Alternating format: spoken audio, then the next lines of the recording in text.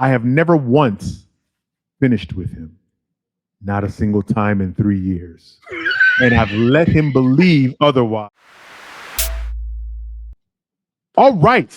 Yes. Welcome, welcome, welcome. What's up? What's up? What is up? Back once again, it is the Incredible in the Black podcast. In case you weren't aware, this is a podcast dedicated to covering the current events and social issues going on in your black world and covering it all from the perspective of three grown-ass men who know that they have at least a little bit of power in their homes, I hope. Yeah. I'm your host, Big O, Mr. in the Black himself. Let me tell you. I'll change the Wi-Fi password in a minute. In a heartbeat. You keep fucking with me, you hear me? I'll change the code. You know, I got a punch. What's the name? Punch lock on my door. I will change the code. I'll change the code. Fuck that. I am your host, Big O, Mr. in the Black himself. But you know, I can never do this alone, man. Let me introduce the rest of my council. Krush, say what's up. What's good, everybody? L, say what's up, bro. You. Now, I want to go ahead and jump into our black box letter for tonight. Okay. Yes, indeed, bro. Okay. Tonight's black box letter. I think L's gonna have a good time with this. Because he's always trying to shoot his shot at the ladies. Are they nasty? Okay, deep breath. Here goes. I'm 32, getting married in the spring, and my fiance is the best man I've ever known. Steady, kind, saved a year for the ring, loves my mama, prays over dinner. On paper, he's everything the aunties told me to hold out for. I have never once finished with him. Not a single time in 3 years. And I've let him believe otherwise since the first night. I'm a good actress. I'm a good actress is what I'm telling you. Oscar worthy. And I kept telling myself it didn't matter because everything else was so. Can I read the fucking letter? You don't leave that man and call it a day. I don't even know why you finishing this damn thing. Damn, man. Yo, I feel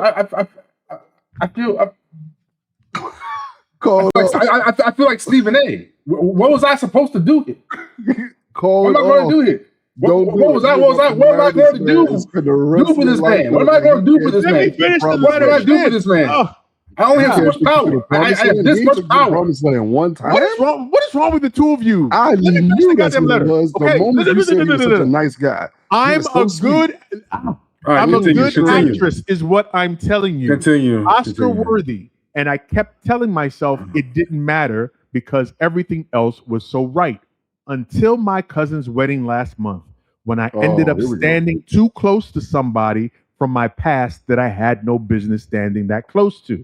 And my whole body remembered something I've spent 3 years pretending I don't you ain't need. nothing 3 years. Would help. Nothing happened. I need to be clear about that. I came home to my good man, my nice ring, but I laid there next to him wide awake doing a math problem I can't solve.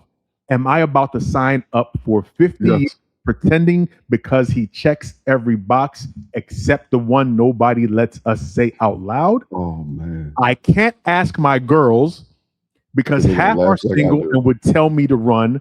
The other half are married and would swear sex stops mattering after the kids come anyway. I can't ask my mother. She'd be planning an intervention and the seating chart in the same breath. So I'm bringing it to the three of you because you're men and I need to hear what a man actually says when a woman isn't in the room to be spared.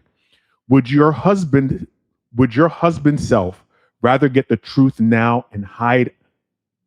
Would your husband self rather get the truth now and ride out one hard year or find out a year or 10 down the road? Can a woman build something real on a man who's perfect everywhere but the bedroom? Or is it that quiet thing that ends up eating the whole house down to the studs? Yep. And be straight with me, when a man, quote unquote, settles for a woman who's right on paper, does he actually make his peace with it? or does he wind up at 45 in somebody's DMs doing the exact thing I'm terrified I'm about to become? Sis. Don't worry about my name. I'm past caring. None of my people listen to y'all anyway. Damn. Simone Houston. Damn, Simone. First off, why the fuck you ain't sharing us with your people? I'm like, yo, that's one of the share and subscribe first, please. That was one of the jokes that I was going to let off on her for real. But go ahead, dog. So we've heard Simone's plight. She's been 3 years in a relationship and she hasn't gotten her rocks off with her man in the whole 3 years. But he checks all the other boxes. They're married, correct? No, they're not married. They're not married. They're engaged for 3 years. They're engaged. Yeah. And she said specifically that she can't tell her homegirls because one half will tell her to leave, the other half will tell her don't even worry about it and stay. So because Elle was cackling the whole goddamn time like the Baba Yaga, I'm going to let him go first. Well, because the sad part about it is, you're making the same mistake that the last black box motherfucker made with the Viagra in the toolbox. You're not having the conversation. You're not having the hard. Elle just be throwing shots at everybody. He just said you might as well stop taking black box letters because Elle's going to shoot at you hands down. It's just like it's 3 years, Mom, that you haven't gotten what you needed in the bedroom. And you haven't had a conversation one time to tell him, like, he ain't getting you to the promised land via penis to vaginal penetration, nor is he able to get you there from oral. He's not cunnilingus-ing her in the proper manner. I think that is a huge problem that was going to haunt you and cause. And when you stood by old boy at that particular wedding, it had nothing to do with the fact that old boy was able to take you to the promised land. You was having flashbacks. It did. It literally could be any man that you have any type of deep intimate contact with, or any attraction, any type of attraction that you're going to have those type of feelings. So don't beat yourself up and think that you're about to do something wrong. I don't think that's what it was. I think it literally was. Hey, don't let her off. Don't let her ass off the hook, bro. Well, I mean, I will say, you literally just said last week that you're putting yourself in a position where you could be susceptible to some bullshit. Oh, no. I'm saying, I'm acknowledging that, but I'm saying I don't want her beating herself up, saying that she feels like she still wants old boy because she had those type of feelings. Enough. I'm not, that's what I'm sorry, I wasn't clear. My concern here is, I don't think that you should move forward with this wedding without having this particular conversation with him. And also the other side of this, and I'm gonna keep it all the way a buck. Yep. This in 3 years, if this man in all those particular methods, because I'm sure you tried them all, he can't take you to the promised land. That is one of the biggest check marks that's going to show that your relationship is going to fail that you possibly could have. Because if he can't please you physically, that is going to lead to bitterness, resentment, and ultimately infidelity for pleasure outside of the bedroom. You are largely responsible here because you're fucking up by not having this conversation already. You're 3 years deep and you ain't telling. Mama, I can see maybe a year. Yeah. I can see maybe the first couple of times. Let me play devil's advocate. I know women get better. I know women often think that dudes still have baggage from previous women that they hold on to, especially when they get deep into a relationship. So they give dudes space to get used to her and stuff like that. But 3 years, nobody gonna give me 3 years to get my shit together. One thing that does give me 3 years. I mean, look, real talk. I don't know. It's very different for men. Like Elle said last week, from east to west, the wind blows. I'm standing at my best. It's let's keep it very hard for a man to this say. This is not an area that we as men would not be in a relationship with somebody who could not please us sexually. We are not marrying you. We are not staying in a relationship. You could be. The dynamics are different, though. The dynamics are quite. I'm not saying that the end goal isn't where you're leading to, but the dynamics are different. Because how's the dynamics different? Listen. Can I finish? No, because you didn't let me finish when I was talking. So no, I'm simply saying that she mentioned in her message How would men handle this being in a relationship with a woman? Yeah. Would we still continue with the relationship and move forward? Unmarried? We would absolutely not sacrifice this area. She could have all the other red flags in the world. She can be as nutty as a bag of planters. But if that thing is a snapper and she can clap properly, bruh, we will overlook every other red flag on the planet. I mean, you know, come on, man. This motherfucker. No, but go ahead, Krush. Go ahead, Krush. Bro, I mean, I got to say this because one thing that definitely stands out, and maybe we're not highlighting this enough, the fact that this man apparently fulfills her in every other area of life. But that's what I'm saying. And so it's like, you know, and the fact that she spoke to this more than once, it alludes to the idea that she's been through some pretty trash dudes that may have been the complete opposite. Awesome in the sack, but terrible for her life overall. You know what I'm saying? And so she finally met a dude that, oh my God, I can relax. I can be me. I can have a career. But there's this one thing, you know what I'm saying? And it's like, and so she's hanging around 3 years, maybe, but the lack of communication is a bad sign. Yeah, it's a very bad sign. I mean, maybe she's waiting for him to figure it out. But I think even as a dude, I don't know. I mean, she says she's a good actress, and I know we always say that the woman knows. But I think men will pick, because I mean, guys, gentlemen, I think we all know the physical signs of a woman. She says she's a good actress, bro. But I mean, 3 years, there's certain things you can't fake. He is real talk. I think there's certain things you can't fake. Given circumstances, I think that he's talked himself into believing that, you know, the circumstances. I mean, perhaps, but it would be crazy if he knew.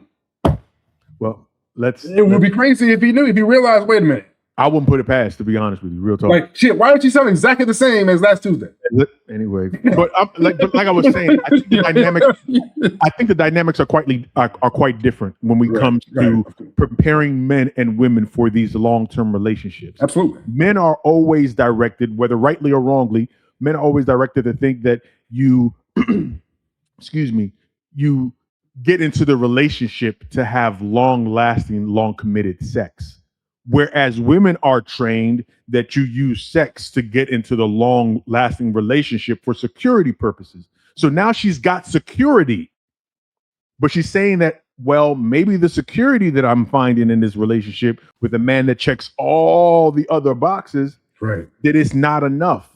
You get what I'm saying? And like I said, I think ultimately at the end of the day, he's getting, quote unquote, what he wants, because he's not only getting the sex, but he's getting the sex and he's providing all of the wants, the security. And he has what he thinks is a fully happy woman. And I think for a man, there could be no better state to be in than to think that your woman is all around happy. But that's the dilemma. And that goes back to but that's not the truth. I'm saying that's the dilemma, and it goes back to what Elle said, is the fact that it is a dastardly thing to allow this man to think that he is fulfilling you in all ways. It is wrong. Letting it just continue to roll. It's wrong. It's very wrong. You're just letting him go on with it, bro. Because ultimately, at the end of the day, when you not saying anything and allowing it to fester, to build up, and this is an engagement. So families have met. There's some, you know what I'm saying? So at the end of the day, when, God forbid, and I'm not wishing any bad on Simone, but if the shit hits the fan, the first thing he's going to ask you is, why didn't you tell me? Exactly. That's going to be the first question he's going to ask. Exactly. Why didn't you tell me? Exactly. He's going to be devastated. Oh, for real. Yeah. Hands down. I'm doing all of the things. But the other side of it is, and plus, I'm assuming you allowed me for 3 years to think that I was pleasing you. And so again, and I don't want to exaggerate, but for 3 years, you've lied to this man. Essentially. But essentially, you've lied to him and made him feel that if he was your everything, like that. And again, because the male ego can be so incredibly fragile, when you share this information with him, that he hasn't been, it's like you're in a real bad spot, whether you either share it with him and he'd be devastated, or you go into a marriage and not be pleased, because he is going to be crushed ego-wise. Give me a second with that. You made a statement that said the male ego is so incredibly fragile, and I want us to try and juxtapose that. True. Is there anything that a man could be doing or hiding from a woman that her ego would be so fragile that she would be crushed? Oh, yeah, plenty. I'm asking because the way Elle presented it was as though this thing, because men are not, we hear this all the time, men are not good at rejection or taking bad news from women, and it makes them act a certain way. And I think, honestly, in my opinion, that something like this, something this deep, is not a gender specific thing.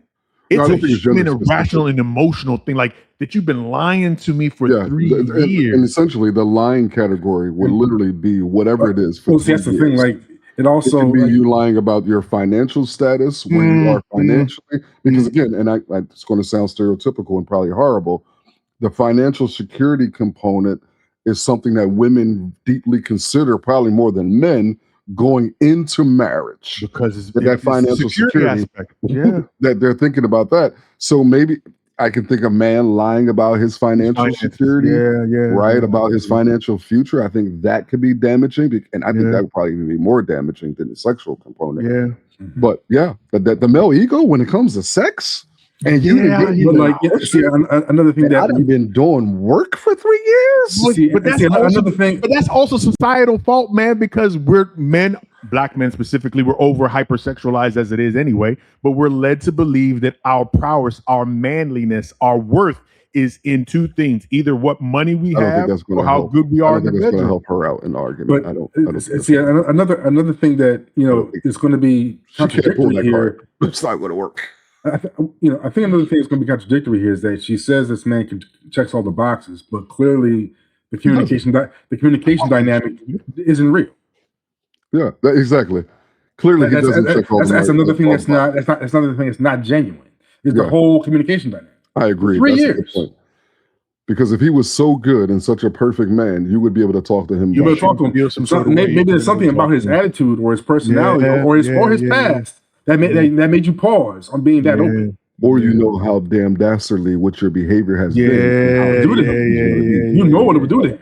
Yeah. But you don't have a choice though. Like you have just break it down to the dude, man. Tell him you like all the kinky shit. You know what I'm saying? It'll be the first test for your marriage. I don't know. I've never been in a situation where a woman has said this to me, so I don't know how. This nigga L swears up and down he's never been told anything by any woman ever. No, we've been told that. Now we'd have told you to stay too long, but not that you ain't ring the bell. Like that's not the thing. But I don't. This nigga L is a fucking menace, bro. I swear to God. I am concerned about this brother. We need to find out who his group chat friends is. Yeah, I put them on high alert because my God, we need to watch out for him, bro. Because that's real. I know we're joking, but I think there's a seriousness here. There is a serious component to it, bro. That has the potential to tear at the fabric of their relationship. Like this is that, and I think this is that huge an issue. Is not the sexual dynamic only. I think is the withholding of the information. I am so adamant about partners robbing their partners of the opportunity to stand in the pocket with them. Yep.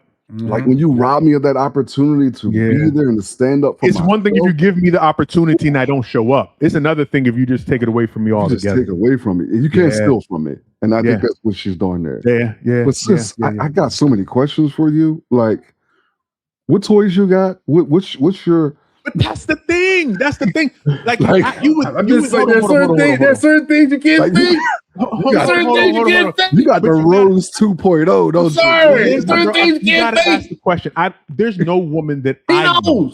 There's no woman that I know that in 3 years' time that they haven't used their other methods, their feminine wiles, their influence, whatever you want to call it, to lead their partner in the right direction to get to where they want to get to. 3 years? 3 years? Letting that dude just be at but you know what? Just swinging. You know what this also implies? That she does not, that maybe she does not know herself.